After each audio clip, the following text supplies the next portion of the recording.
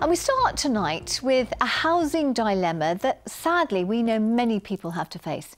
Victoria Kubis cared for her dying parents in the family home where she's lived for more than 40 years. And now she is to be evicted. Derby Homes have offered her a much smaller property, but she's not entitled to take on her father's tenancy. Our social affairs correspondent Jeremy Ball reports. This is more than just Victoria's house. It's been a loving home since she was 11. It's where she cared for both her parents before losing her mum and then her dad last December. Now this, a letter telling her to move out within the next 5 weeks. I think it's heartless, to be quite honest. I don't want to move out.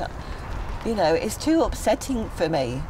You know, I feel settled here. I feel safe here. And it's where you know, isn't it? But what did you think when that letter came through the door? Well, devastated, obviously, because there was a lot of love in this house. Victoria's dad was a Polish soldier who fought under British command at Monte Cassino during World War II. He won this honour for outstanding bravery.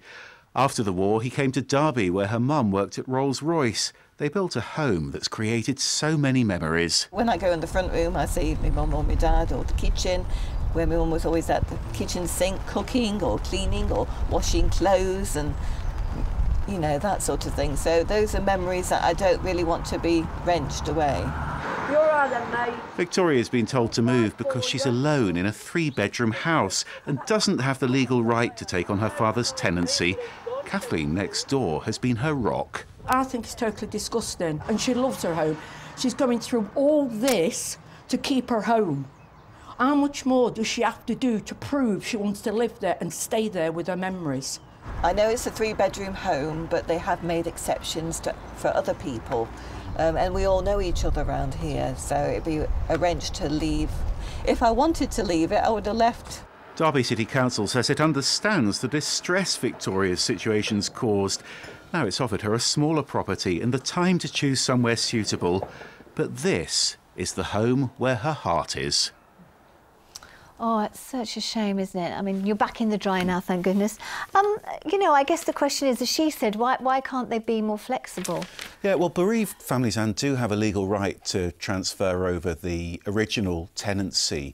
The problem is here, that's already happened because after her mum died a few years ago, they transferred it from a joint tenancy over to her dad. Now, what Derby City Council say is, look, this isn't technically an eviction, it's technically what they call a managed move to free up a larger home for a family that needs it. And there is huge demand for these houses. We've spoken to all 3 of our city councils today.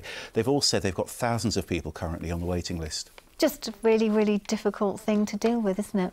It is a difficult thing to deal with. And people are waiting a long time as well sometimes. I mean, Leicester, for instance, if you're not a priority, we're told you'll wait for over 2 years. Around a quarter of their applications are for these 3-bedroom homes.